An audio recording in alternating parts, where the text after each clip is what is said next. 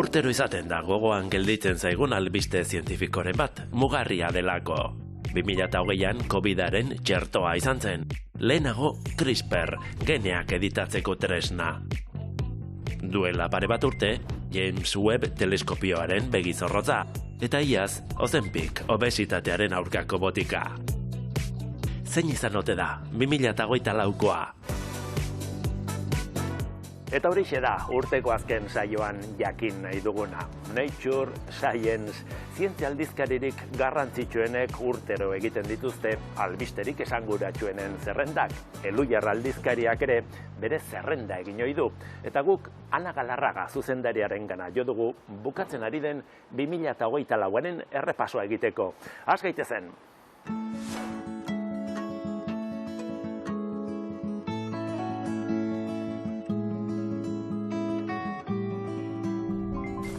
Kaixo, Ana. Bueno, ez dugu lan makala hartu, ezta? 12 bete ordu erdira ekartzea lortuko dugu, ezta? Bai, bueno, saiatu behintzat egingo gara. Saiatuko gara, tira, lehenengo demoran gertuen dugun gertakariarekin edo albistarekin hasiko gara, ezta? Valentziako dana edo goidian, gerozetako depresio isolatua, ezta? Gizakion ekintzek edo eraginak muturreko fenomeno meteorologikoetan duten eraginaren froga edo evidentzia izan da, ezta? Bai. Pentsatzen bat urte, hamarkadak ja, klimatologoak esaten ari zirela, gure giza jarduerarengatik askatzen diren berotze globaleko gas horiek kliman eragin zuzena zutela eta horrelako fenomenoak gertatzeko arriskua areagotzen ari zirela. Fenomeno meteorologiko horiek izan daitezke baita lehorteak ere, edo bapateko beroaldi oso iraunkorrak.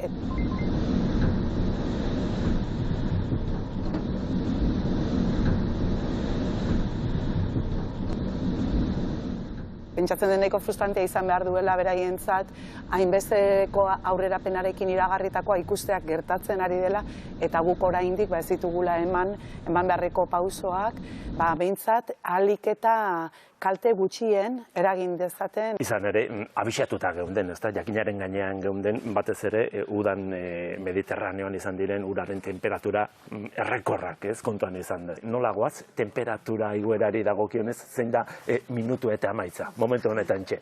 Bueno, emaitza gure kalterako da, oraintxe baieztatu dutelako Parisko hitzarmenean, duela 9 urte, gobernu guztia konpromisoa hartu zuten 1,5 gradu temperatura ez igotzea garai preindustriala edo industriaroa hasi baino lehenagotik. Hori gainditzeak ekartzen zuelako atzera bueltarik ez daukan ondorioak izatea.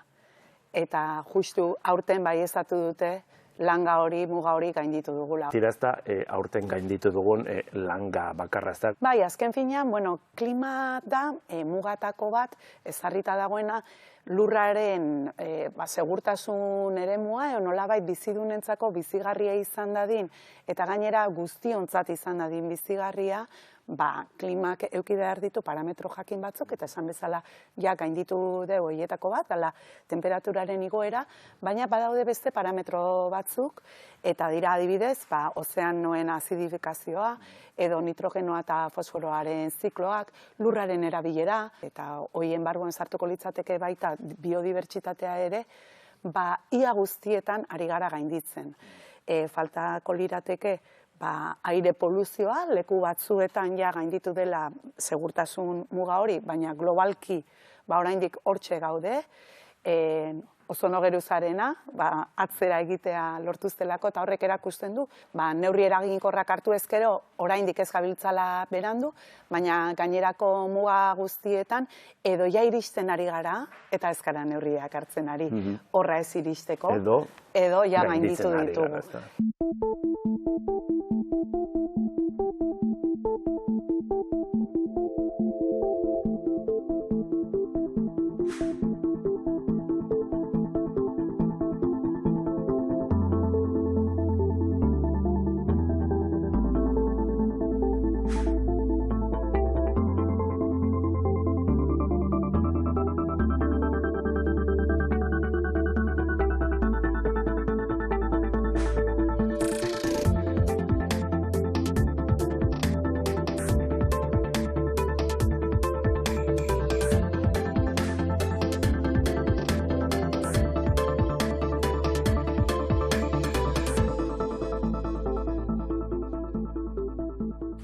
urteko zerrendan, nola ez adimen artifizialak ere, badu lekua, ezta? Zer azpimarratuko zenuke?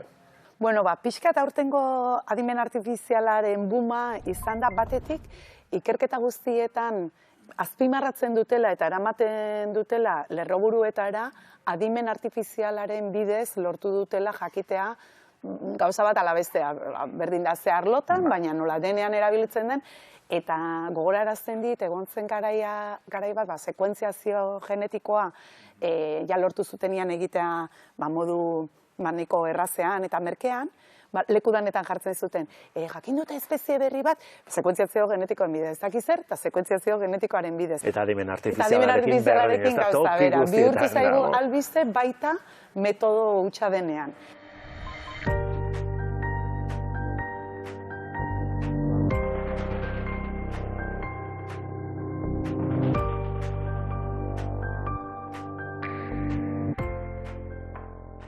Eta bestalde, metodo horietako batzuk iritsi dira erabiltzaile guztiongana.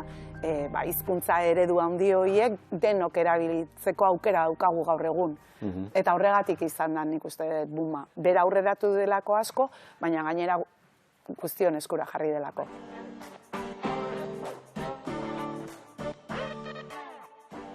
Aurten inoiz baino eskurago izan ditugu adimen artifiziala oinarri duten aplikazio eta gailuak. Nork ez dio eskatu ChatGPT edo halako bati irudi edo testu berri bat sortzeko. Horren atzean adimen artifizial sortzailea dago. Horren atzean daude lenguaia eredu handiak edo LLM-ak. Eredu probabilistikoak dira, eta datu kantidade handietatikan patroiak ikasteko gaitasuna daukate. Esan daiteke, LLM hauek gizakion hizkuntza ulertzeko eta sortzeko gaitasuna dutela. Eta hori dela eta beraien erabilera oso zabala da. LLM edo lenguaia eredu handi horiek sektore oso ezberdinetara zabaldu dira. Alor juridikoan, irakaskuntzan edo osasun arloan dagoeneko sartu dira. Adimen artifizial sortzailearen eztanda 2022ko udazkenean izan bazen ere, 2024 honetan aurrerapen aipagarriak ikusi ditugu. Horietako bat eredu multimodalen garapena izan da. Eredu multimodalak dira datu iturri ezberdinak integratzen dituzten ereduak, ez bakarrik testua, irudiak ere bai, audioa. Horrek ze esan nahi du, eredu multimodal hauek gai diala adibidez, musika pieza bat entzun, eta horri buruzko kritika bat idatziz egiteko. Bestetik, Europako Batasunak adimen artifizialaren ikerketa eta aplikazioen garapena eta erabilera erregulatzeko lehen legea atera du aurten. ChatGPT eta antzeko erreminten garapenaz gainera, aplikazio zehatzetarako balioko duten eredu txikiagoen aldeko apustua ere egin da 2024 honetan. Gurera etorrita, azpimarratu nahiko nuke, 2024an atea diala lehenbiziko euskerazko edo euskeraz testuak sortu eta lantzeko berariaz egindako LLM-ak. Urtarrilean agertu zen Latxa, eta orain irailean agertu da Yamaeus. Hau da itzultzaile automatiko bat, eta sistema hau gai da, inglesetik, gazteleatik eta frantsesetik euskerara itzultzeko. Hartu dugu inglesezko testu bat, eta esango diogu euskerara itzultzeko, eta hau da itzulpena. Kalidade oso ona ematen du, eta gero bestetik sortzen duen euskera, kasu honetan oso naturala da. Sistema honen azpian badago hizkuntza eredu neuronal bat, euskerara egokitu duguna eta hori islatzen da itzulpenetan. Ikusi duguna, orai adimen artifizialeko zentroak garatu duen Yamaeus 8B hizkuntza eredu fundazionalarekin egindako adibide bat da. Metak sortutako hizkuntza eredu irekia du oinarri, eta edozeinen eskura dagoenez, modifikazioak egin daitezke, eta horrek euskara ikasteko aukera ematen dio. euskarara egokitzako, euskara irakasteko moduari, jarraitu dugu modelo originala entrenatzen, datu gehiagorekin, kasu honetan, euskarazko testu askorekin. Tarako erabili dugu zela jaundi izeneko testu korpusa edo testu bilduma, 500 milioi hitzekoa, eta modu horretan irakatsi diogu euskaraz hobeto ulertzen eta sortzen. Oraindik ere fase esperimentalean dauden arren, laguntzaile virtualak eta itzultzaile automatikoak garatzeko bi lerrotan lanean dabiltza. Importantea da gure eredu propioak eukitzea, ez bakarrik euskaraz hitz egiteko edo sortzeko gaitasuna daukatelako, hori beste batzuk ere badaukate, baina gure datuetatik abiatuta sortutako ereduak dira, eta horrek esan nahi du, hauen ikuspegi kulturala ere gugandik hurbilago egongo dala beste datu orokorrago batzukin entrenatutako ereduena baino.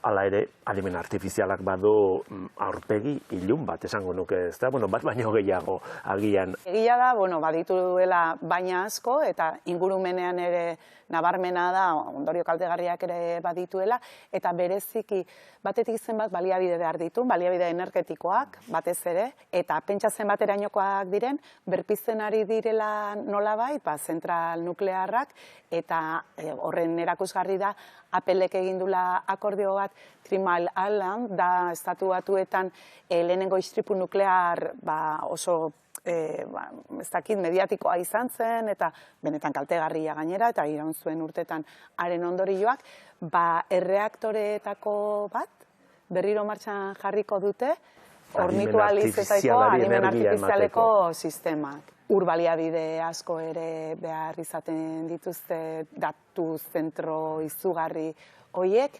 eta bestetik hondakinak. Eta batzuk gainera, metalastunak eta ondorio oso kaltegarria dituzte gainerako bizidunetan, orduan. Bueno, 2025an ere seguru, adimen artifizialaz hitz egiten segituko dugu. Hitz egin dezagun orain, osasunari buruz. Zer berri izan da urten alor horretan? Adibidez udan hitz egin zen desente, tximino baztanga deitzen zitzaiona, te baztanga deitzen diogu gaur egun edo Mpox, eta izan zen albiste, berriro ere agerraldi batzuk egon zirelako Europan, eta gero ja Europan kontrolatu zenean, bukatu zen guztia guretzat. Europan. Hori da, baina Afrikan egia da jarraitzen dula arazoak ematen eta nedatzen ari dela, eta jarraipeneko estua egiten ari dira izurri horri. Beste izurri bat eta kezka sortzen ari dena da hegazti gripea.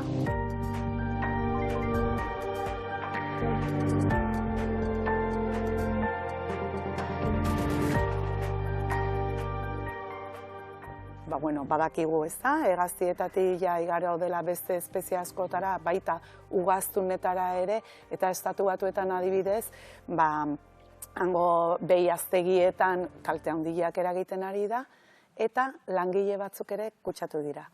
Ez da hilgarria, ez da pertsonatik pertsonara kutsatzen, baina pausoak ematen ari da, gero eta gertuago dago ugandik, eta txerrietara ere, kasu batzuk edo, behintzat identifikatu dituzte. Orduan, beti hegaztien gripia egonda hortxe, eta esan bezala, gero eta gertuago daukagu.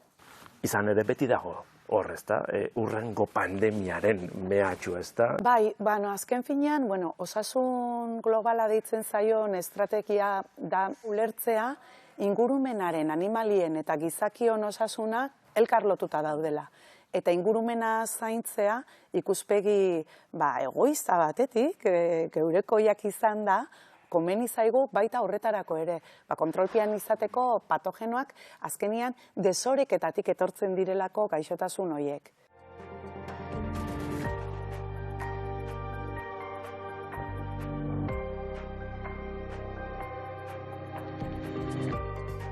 Zorionez, gaitz berrien zain gauden bitartean, beste gaixotasun batzuk desagertu egiten dira, ezta? Historiara pasatzen dira. Bai, edo behintzat hori da, lortzen dute kontrolpian hartzea, eta hori gertatu da malaria desagerarazi dela, bai, adierazi dute ofizialki Egipton, eta, bueno, gauza... Hori ospatzeko modukoa da, ezta? Bai, zalantzari gabe heriotza asko eragiten dituelako, eta, bueno, behintzat Egipton lortu dute kontrolpian izatea, eta horrek balio beharko luke eredu gisa, malaria arazodan, ingurune guztirako. Eta gero egon da beste albiste bat, aipatzeko modukoa, positiboan hartu behar dugulako, eta da Kanadako mediku elkarteak barkamena eskatu diela, eta txosten batean bildu du gainera guztia dokumentatuta, egin duen kaltearengatik bereziki populazio indigenetan diskriminatuak izan direlako, eta gaur egun oraindik ere diskriminazio hori eta arrazekeria hori nabaritzen delako, baina erabaki duten neurriak hartzea, eta baita ere egin ziren, bere garaian egin ziren, ikerketa esperimental antietiko horiengatik, eta hori ere eredugarria iruditzen zait, eta historikoa bada, batez ere ez dadin errepikatu. Azpimarratzeko modukoa eta gogoan hartzeko modukoa.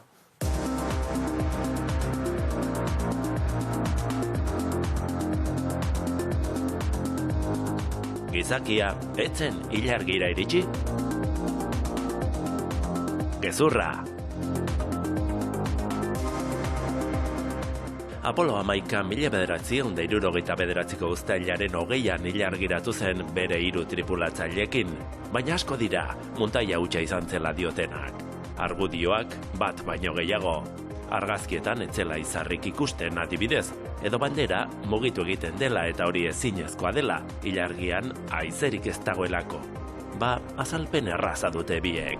Argazkian, izarren argia jasotzeko esposizio luzeko argazkia egin beharko litzateke, eta orduan, kontrako egin behar izan zuten, ilargiak islatzen duen argi kantitate handia saiesteko. Hortaz, ez da izarrik ikusten argazkietan.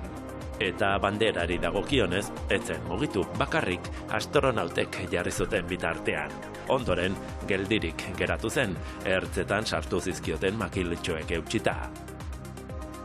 Gizakia, ilargira iritsi da, eta ez behin, 1972 bitartean beste 5 misio tripulatu ere burutu ziren.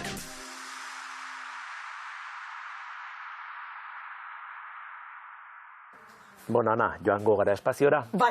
Animatzen zara. Bai, asko gustatzen zaizkitaz espazioko albisteak. Animatuko naizen izan ere, hor goian kolgatuta edo gelditu dira, 2 astronauta, ez da? 8 asteerako bidaia izan behar zuena, 8 hilabetekoa bihurtu zaie. Luzatu egin zitzaie. Bai, oraindik daude. Boeing etxeari enkargatu zion NASA ontzi bat ekartzeko bueltan, eta izan dituen akatsengatik, gelditzera behartuak izan dira, joan arte beste norbait haien bila izan daitekela, edo Elon Musken ontzi horietako bat, segurazko ala izango da, eta momenturen baten baita aipatu zuten pentsa Errusiarrei laguntza eskatzea eta Soyuz baten itzultzea, litzateke lehenengo aldia izango, Ez dakit zer gertatzen ari den espazioan, ez da?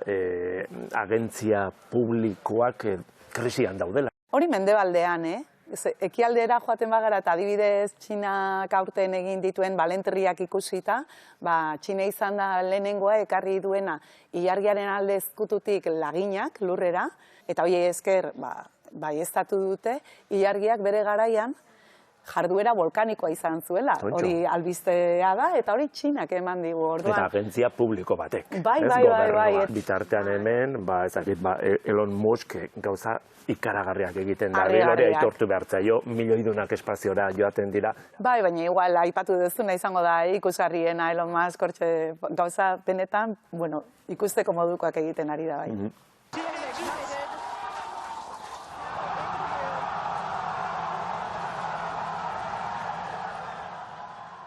Irudi honek ahozabalik utzi du aurten mundu osoa. Jaurtitako zuzia bueltan irteerako lekuan lur hartzen. Eta honen atzean, izen bat, Elon Musk. Bere espazio enpresa, SpaceX, postuak igotzen ari da espazio agentzien zerrendan, lortu duena aurrera pausu handia izan baita industria espazialarentzat. Itxela, nik uste dut bera idearekin hasi zenean mundu osoak barre egin zuela, ez zuelako inok sinisten hori egiteko gaizela, eta berak pentsatzen zuen aukera hau kostuak murrizteko. Azkenean hori bueltan dator eta egun batzutara berriz bidaltzen du. Ez da gauza bat txatarrara doana, orduan hori kriston pausoa bilakatu da industriarentzat, eta orain mundu guztia dabil bere atzetik gauza bera lortzeko aleginetan. 3, 2, 1. Aurten egin diren 222 jaurtiketetatik, 120 inguru SpaceX enpresak egin ditu, eta hau hasiera besterik ez da izan.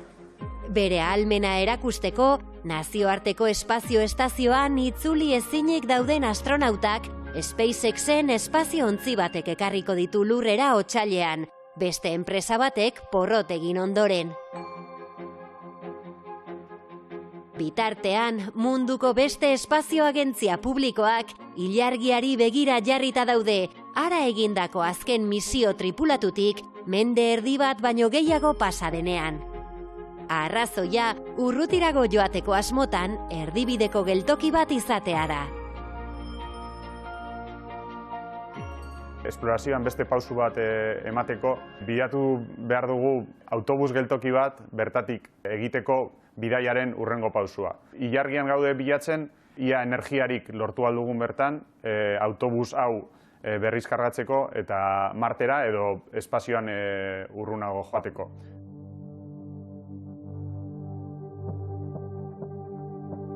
Bestalde, lurraren ingurua sateliteek jositako sare batez estaltzen ari da. 3 orbitatan kokatuta daude sateliteak. Ekuatorearen parean dagoen orbita geoestazionarioan ez da ia lekurik geratzen eta besteak betetzen ari dira. Horren erantzuleetako bat oraingoan ere Elon Musken enpresa bat da, Starlink.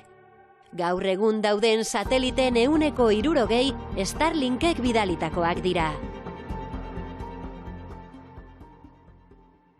Orain dela urte batzuk, telekomunikazio satelite asko zeuden geo-orbitan, hau da, 36.000 kilometrora. Eta orbitara ibiltzen gendun telekomunikazioetarako. Eta hor zeuden satelite piloa, eta orbita hori betetzen joan da. Eta ja nahiko betea dagoenez, beste pausu bat eman da, eta Leo orbitan, hau da, 500-800 kilometro inguruan, adibidez Elon Muskek eta beste enpresa batzuk, beraien sareak bialdu dituzte telekomunikazioetarako. Sare hori gero eta itxiagoa da, eta horrek eragozpenak sor ditzake aurrerantzeko misio espazialetan.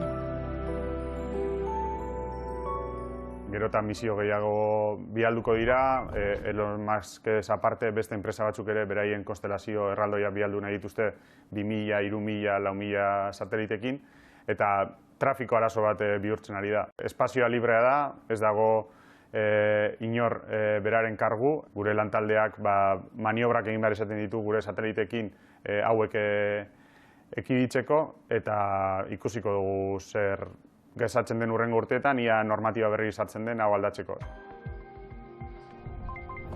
Euskal Herrian ere urratsak eman dira aurten espaziorako bide honetan. Leioako Atlantis enpresak 3. satelite bat orbitaratu du eta beste 2 pronto ditu urte berriarekin bidaltzeko.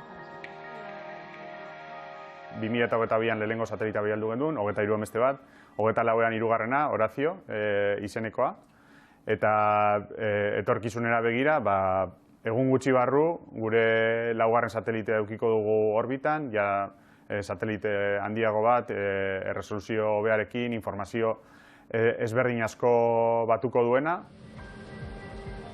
Zalantzarik gabe, espazioak albiste izaten jarraituko du aurrerantzean, enpresa publiko zein pribatuen eskutik.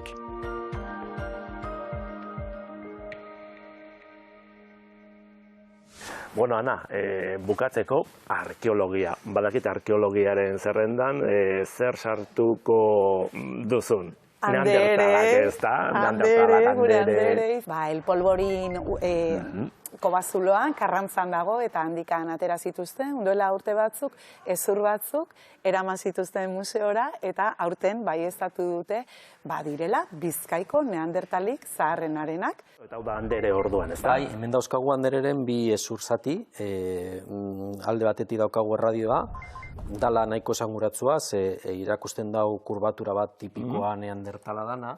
Gutxien ez 125.000 urte edo, Sima de los Huesos ezagunaren parekoak edo, Anatapuerkako garaitxu hartakoak, eta izan daitezke Euskal Herriko zaharrenak ere ezagutzen ditugunak. Leze txikikoaekin dabilor leian, ez da? Bizkaia eta Gipuzkoan arteko leia daukagu honetan ere. Baina neandertalei buruz genuen irudia, Andere eta bestelako aurkikuntzek erabat aldatu dute, ez da? Nik uste dut dala gehien bat, orain arte genituen aurriritzia puskatzen ari zaizkigulako, eta horregatik orain begi berriz ikusten ari gara, eta adibidez horretan asko laguntzen dute, bai ikustea zenbateko gaitasun kognitiboa eta ingurumenaren ezagutza zenbaterainoazkoa zen, baita aurrerapen teknologikoak, eta gero beraien bizimodu intimoa. Ikusi dute adibidez, lehenengo aldiz, Downen sindromea zeukan ume baten, baina ja 6 urtekoa, hil zela, ez da? Eta horrek esan nahi du, ordura arte zaindu egin zutela. Ze bazeuzkan gaitasun nahiko mugatuak eta zaintza handia behartzun pertsona bat, etzan nahikoa izango besteko eta behartzun guztia emateko. Empatia zutela, ez da? Empatia baino gehiago maitasuna, argita garbi. Eta horrek asko gerturatzen ditu gugana. Fuera aurreiritziak. Neandertaletan eta zientzian orokorrian, ezinbesteko aurreratzeko. Bukatu dugu, 2024 guretzat Teknopolisentzat gutxienez urte ona izan da, ez da? 25 urte, ez dira, bere alabatian betetzen, eta gainera sariak jaso egin zarete. Bat baino gehiago, gaizki hoitzen ari garela esango dugu. Ez ondo. Zuretzat ere bai, ez da? Ricardo Arregi kazetaritza sarietan orezko mugarri saria jaso duzu, zorionak zuri ere, Ana? Bai, esango dut, eskertuta. Mereziteko saria esango dut, ez da? Zuei denoi esker izan da, beraz, eskerrik asko. Botatzen elkarri ari gara, urtea bukatzeko. Eskerrik asko, eta plazer bat izan da, beti bezala. Gauza, bera, atorren urtean berriro. Berriz ere.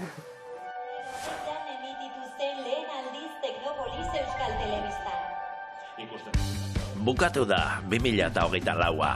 Ikusi duzuen bezala urte emankorra izan da zientziaren eta teknologiaren ikuspegitik. Eta guretzat, Teknopoliseko lantaldearentzat ere oso urte berezia izan da. Otsailean 25 urte bete zituen programak eta EITB-ren egoitzan ospatu genuen gure babesle eta bidelagunekin batera.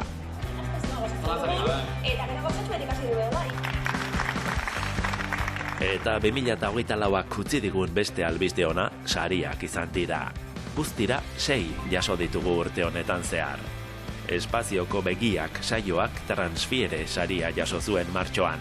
Apirilean Roche Institutuaren fundazioak medikuntza birsortzaileari buruzko programa saritu zuen, medikuntza pertsonalizatua ezagutzera ematen laguntzeagatik. Uraren kudeaketari buruzko saionek berriz AEAS saria jaso zuen ekainean. Urrian, Mas Orange jasangarritasuneko kazetaritza saria irabazi genuen, euri ura hain garbia ez dela erakusteagatik. Eta adimen artifizialak dituen genero alborapenak agerian uzteagatik, Kolombine saria eman ziguten azaroan. Azkeneko saria duela hilabete eskas iritsi da. Metalak material preziatua saioak jaso du, Madrilgo ingeniari industrialen elkargoaren eskutik. Baina topikoa badirudi ere, gure saririk onena da, zuek astero pantailaren beste aldean zaudetela jakitea.